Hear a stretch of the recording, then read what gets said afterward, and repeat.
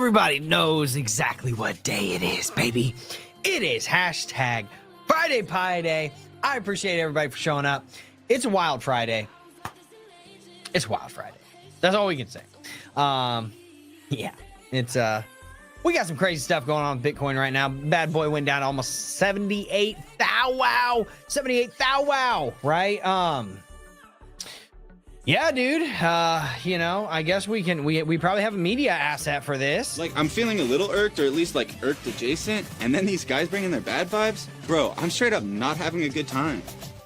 Straight up not having a good time, dude. Straight up not having a good time, man. Because Bitcoin literally looks like this, bro. Bitcoin looks like this, man. I gotta pull it up. Sorry.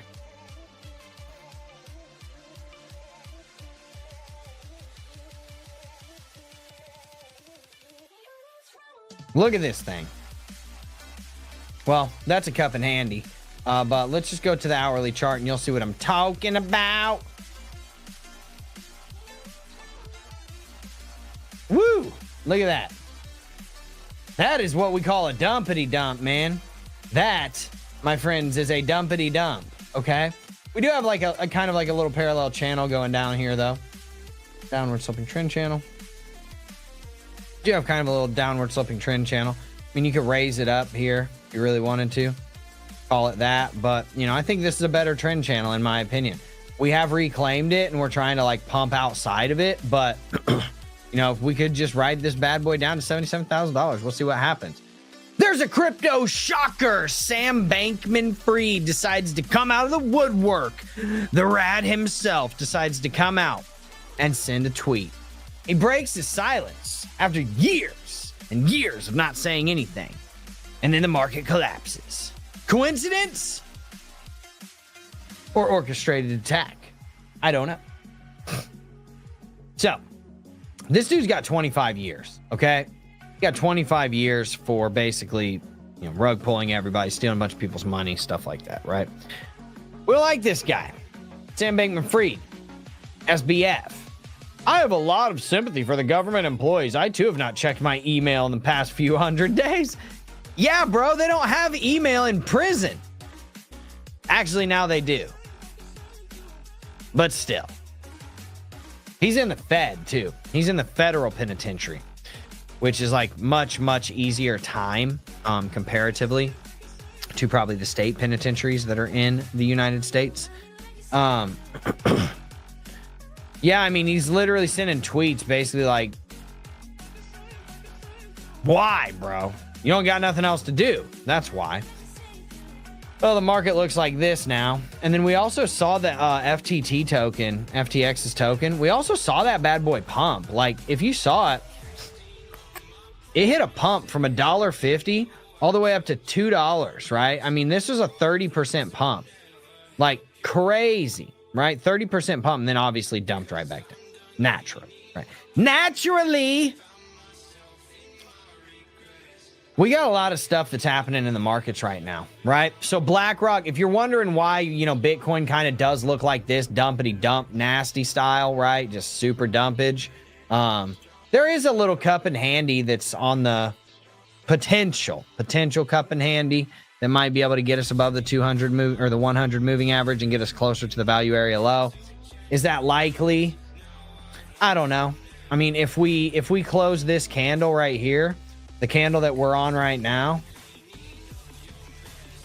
if we close this above 83,150, yeah, this is an extremely bullish candle. So could that cup and handy play out right here? It could if you close above 83,150 in like 6 hours, right? So we'll see what happens with the market, but dude, Peanut's going crazy. Peanut. My mom used to call me Peanut. That's funny. Peanut token, man. Everything's wrecked, dude. Let's look at AVAX. I want to look at AVAX, see what AVAX is doing. I'm just going to type it in. I'm not going to try and find its symbol on this. The number 14 ranked cryptocurrency in the entire world is up to $22 now. Hit a low of $20.33 though. That's a pretty nasty low. Unfortunately, Flux is down to about 300 in rank. Went to about 33 cents. Now it's at about what, 35? You know, not super terrible, but also not super awesome, right? Then you got the number 2 ranked cryptocurrency in the entire world. Went almost down to $2,000. It's already back up to 2,200. Got a nice little 10% pump, right? And then obviously we want to see what's going on with Sonic.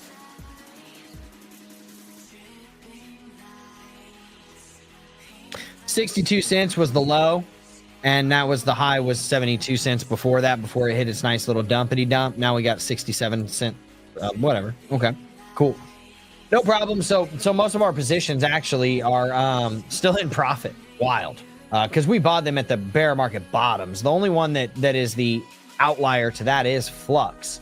And that is because Flux went down to like 30 cents like almost a year later after we had bought it. Like it was, I don't remember when it exactly was, but it hit a nice little dip and went lower than we bought it for back in 2022. But other than that, that's about it. So if you want to know why some of this stuff is happening, I mean, there's a lot of profit taking right now. And then just from a technical perspective, like we had to make this move. We had to get these things, like you got to get these things unheated, right? Like these things were heated up. The RSI up here at the, top. You had to run this bad boy down eventually, man. It's just what healthy markets do. Okay, so we had to come down here, and in my opinion, I think we still need to come down to about 74K, and steal all that liquidity that's down here, and then pump, right? So this is where either right here, right, which we just did, and then you just go up, or right here. This is where you need to start to see that pumpage and that altcoin season starting to print, okay? And that's where, the ETHs, all these, right? The ETHs, the Sonics, and the Avalanches of the world are going to start thinking about going back to their all-time highs, all right? So until that happens, which it could have just happened literally today, we could be printing that candle, right? But, we'll see.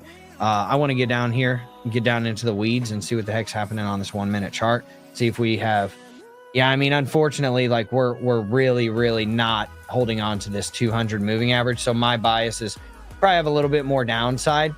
But if we can come down and flush all this stuff out and reset all of our stochastics, all of our RSIs, momentum starts to trend upwards, get those moving averages to bottom out, start to curl up, I think we're going to be looking good. From a monthly perspective, on the monthly chart, we're looking good. On the daily chart, we are looking good. On the 12-hour chart, we're looking pretty semi-decent. On the 8-hour chart, we're looking okay. On the 1-hour chart, that's where we're looking like we could start to see like a little bit of a pullback, at least over the next few hours, say 24 to 48 hours. Another nice little shakeout.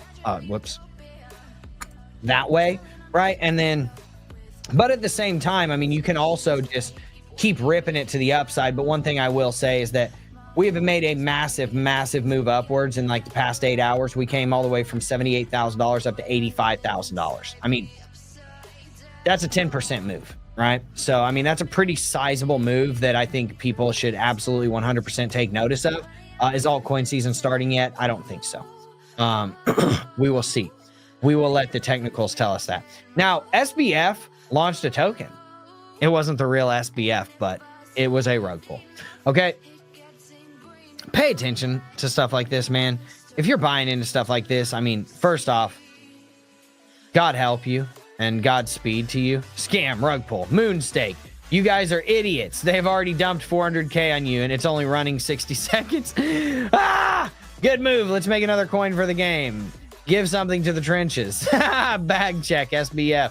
Moon ready. Yeah, okay, moon ready. Right. Yeah, that looks like a moon bag right there.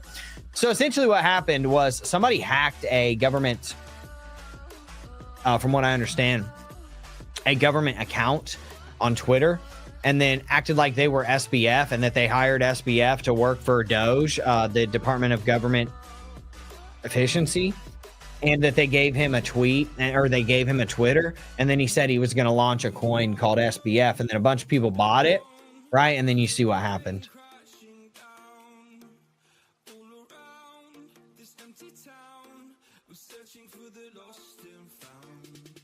Look how far out you have to do this. I mean, this is ridiculous, man. Like, who in their right mind pumped this up to 1.5 cents and then dropped it down to 0.4 of a cent, or not even? Dude, this is 40 ten thousandths of a cent. Huh? That is like literally probably one of the biggest rugs. Like, that is like 99.999999999% drop, right? The US says that OKX Crypto Exchange also enters a $505 million guilty plea, right? Because they violated US anti-money laundering laws. Isn't that crazy that the US is just like, yo, we're going after whoever? They did just drop another case on somebody. I forget who it was. We can talk about it some other time, but yeah. Imagination of Innocence says, good morning, Wolfers. Happy to see you live, Drew. Yeah, man, we're here every single week, man. We are here every single week. Boom, I'm in, but I'm late. Happy Friday Pie Day to everybody. Hopefully everybody's good, having a good happy Friday Pie Day, but I understand if the Pie Day isn't that awesome. Just because the market's down. Nobody likes this, right? Nope, nobody likes this. Like, everybody knows that I trade, and like, did I short it from here?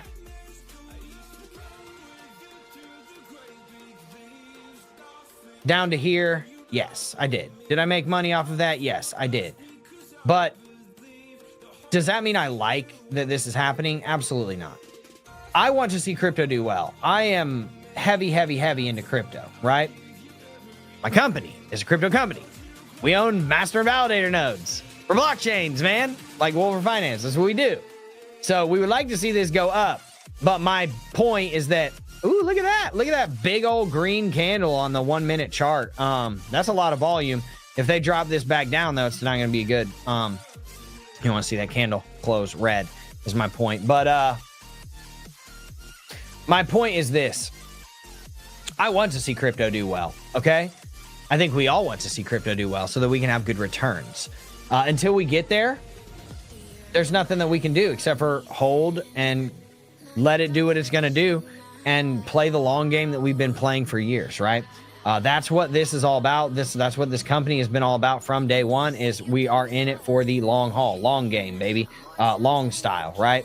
Peanut butter and jelly the long way type stuff. So, I mean, we'll see what happens here, but I would like to see us bottom out eventually, and we'll see what happens on the daily candle so that we can actually go out and get a pump.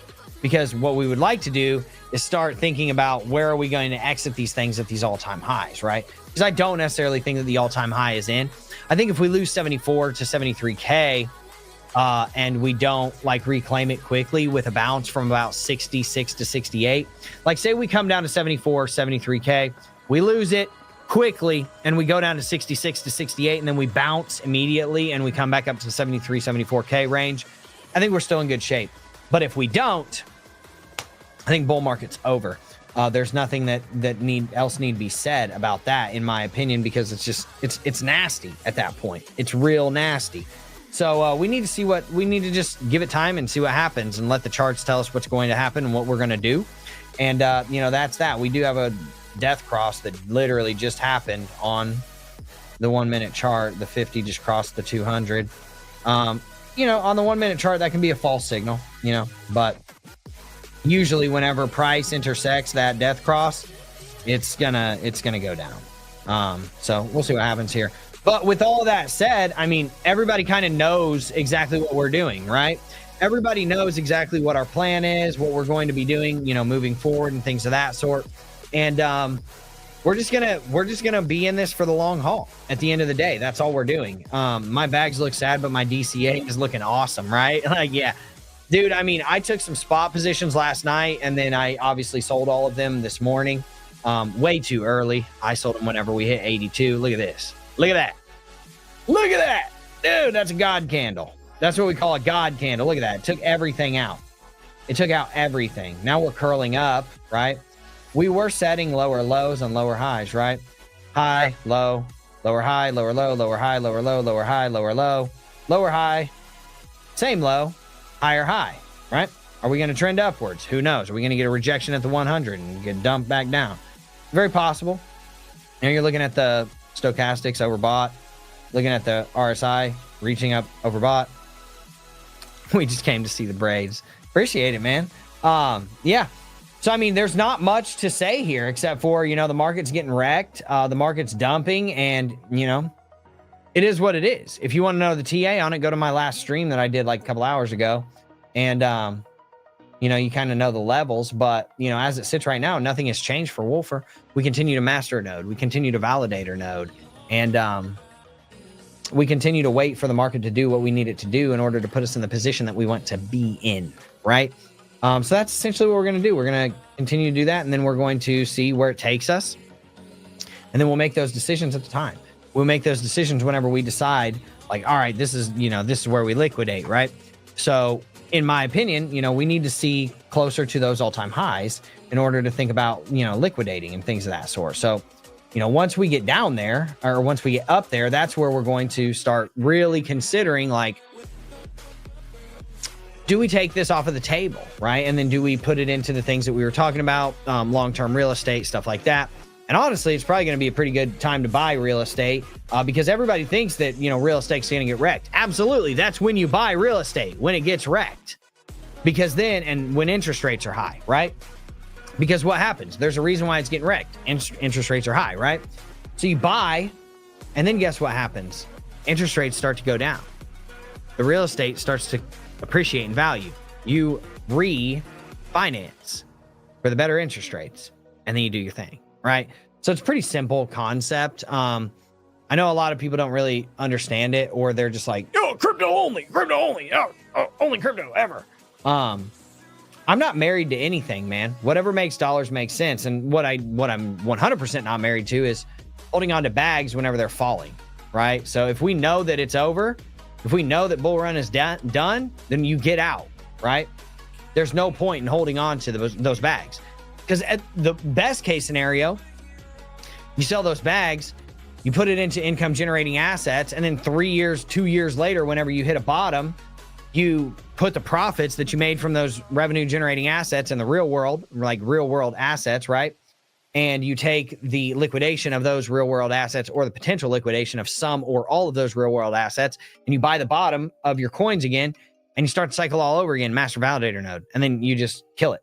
Like, that's, so no, not crypto only. Because why? Unless we're shorting it, yeah, absolutely. But we can't really do that. To a certain extent, not at a high level.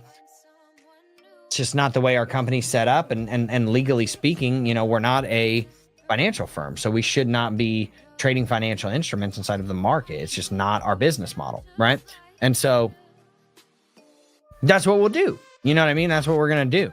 And we're going to continue to do exactly what it is that we're doing. So with all that said, I know, like, that's a long-winded response to say we're in a holding pattern. And like, we've been in a holding pattern. So, you know, it is what it is. So hopefully, you know, we will see if we hit this 77, 74K range. We will see if we catch that bounce there. And dude, one thing, dudes and dudettes, homies and homettes, men and women, boys and girls, non-binary people that join from all over the world. If that happens and you get the bounce from 77 to 74, like that range, dude, I'm telling you, it's going to be big money. That's where you're going to be buying spot bags and making 10, 20 X's, right? That's where you're going to buy Avalanche at $15, $20, and you're going to run it up to 120, 150 bucks, right? You're going to make a 10X on the number 14 biggest crypto. You're going to buy ETH at $1,500. You're going to run it up to 7,500. You're going to make a 5X on ETH. It's crazy. Like, if that happens is my point. I'm not guaranteeing that happens, but you get where I'm going with it, right? So pay attention, be cool, be ready. Make sure you're watching my streams, dude. As much as you probably are like, you know what, dude, I don't want to trade. Come learn some stuff and then understand the person that's behind the scenes on Wolfer Finance, right? Understand that there is a methodology to it and there is a plan. And that is what all those skills that I have outside of this market, that's what's going to help us do extremely well, exponentially well in the future by timing our exits properly, timing our entries properly, right? So, you know, and then secondarily, it also helps you hedge the risk. It's like, okay, we're exposed to Avalanche, ETH, FTM, Flux, right? If that's going up, great. You know, that's appreciating inside of Wolfer. But when it's going down, doesn't it make sense to maybe open up some short positions on that so that you can make money while that's going down, especially whenever I'm talking about it and kind of giving you the lay of the land and the landscape of it? I think it does. I think it makes a lot of sense. So with that being said, hopefully that's helpful to people. And we will see you in the next stream. I appreciate everybody for showing up. Obviously, make sure that you like the video. Make sure you hit the subscribe button and then boom, bang on the notification bell. I think imagination of innocence is absolutely correct. This is fantastic for crypto. Next week is what I've been waiting for. I feel we're still going down into next week, which also looks like the launch to the countdown to launch, right? Then hang on tight because we're going up.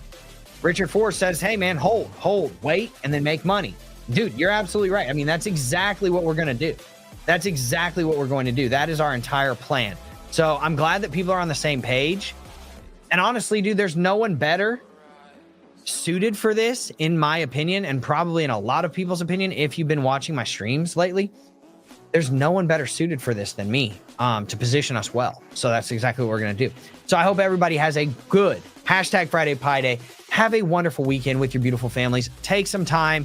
Everybody be cool, breathe, understand that you might have the opportunity of a lifetime coming up here at the $73,000 to $77,000 range, even potentially at 80, 81, right? If we get back down there today, right?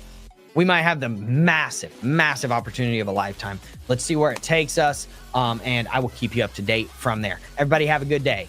Peace.